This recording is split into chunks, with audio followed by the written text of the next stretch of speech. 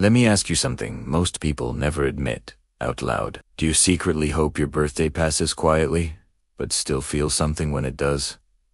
Not excitement, not disappointment, something softer, heavier.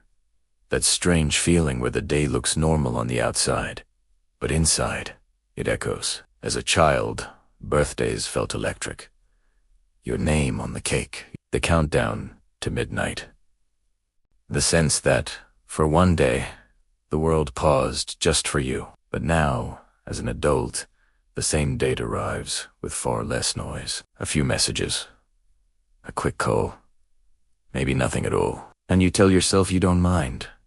You say you're past all that. You say it's just another day. But if it were truly just another day, it wouldn't feel this quiet. People who treat their birthday like a normal day aren't cold or detached. They're often the most emotionally aware people in the room. The ones who learned early that expectations can hurt.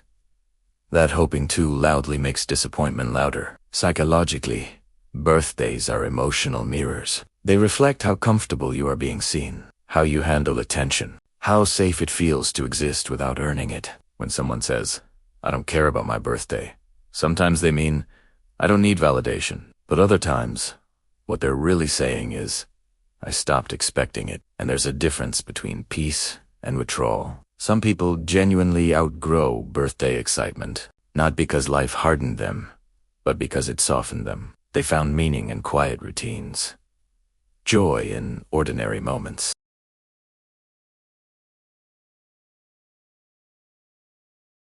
But for others, birthdays are complicated. They don't bring joy or sadness, they bring memory. Reminders of years when expectations went unmet, when silence spoke louder than candles. So instead of hoping, they protect themselves. It's just another day becomes armor.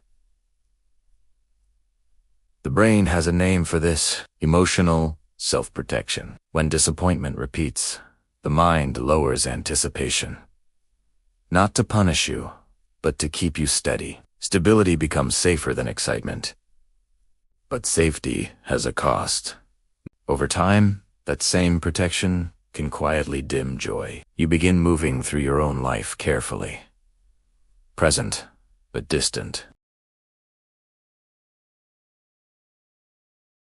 Think about how many people say they don't care, then later replay the day in their head.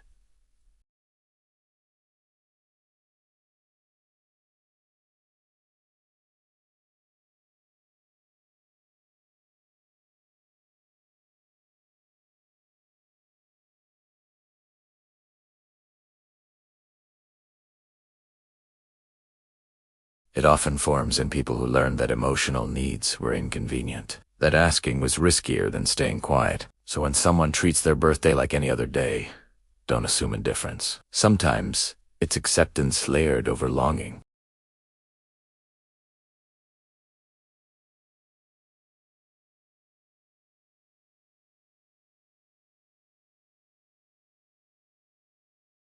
And that reminder can stir mixed emotions. Gratitude,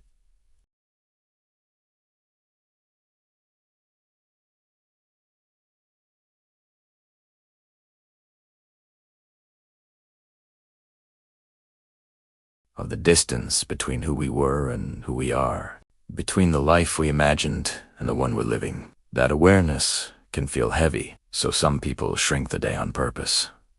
If I don't make it big, it won't feel heavy. There's also a cultural shift. As children, birthdays mean belonging. As adults, attention feels complicated. Not exposed, especially for those who grew up being the strong one, the responsible one, the giver. They learn their joy comes second. They remember everyone else's milestones and quietly minimize their own. Discomfort with being celebrated isn't humility, it's emotional fatigue. Not performatively. They want to be understood. This is the paradox of emotional maturity. The more self-reliant you become, the harder it is to receive care without suspicion. So birthdays turn neutral, practical, controlled.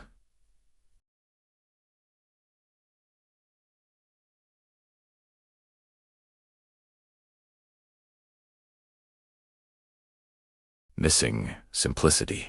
Psychologists call this temporal self-awareness, a moment when you measure time internally.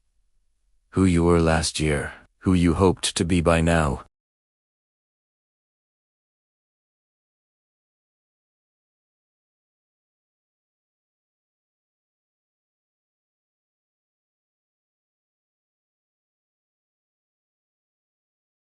Privately.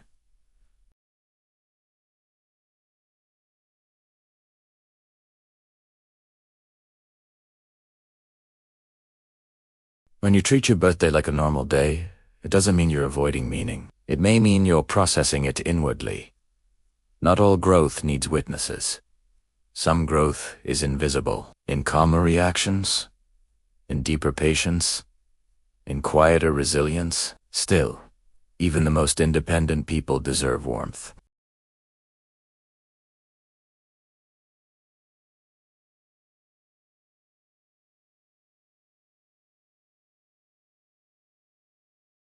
So if your birthday ever feels ordinary, don't rush to fix it. Maybe it reflects a life that no longer needs one loud day to feel meaningful. That's not detachment. That's evil. But let yourself feel soft, too. If you miss the magic, honor that memory. It's not regression. It is a remembrance. The child who once believed one day could hold wonder is still inside you, waiting not for a party, but for acknowledgement. So maybe the quietest celebration is enough. A moment of awareness, a deep breath, a simple truth. I'm still here. And that, quietly or loudly, is worth honoring every year. Thank you for watching.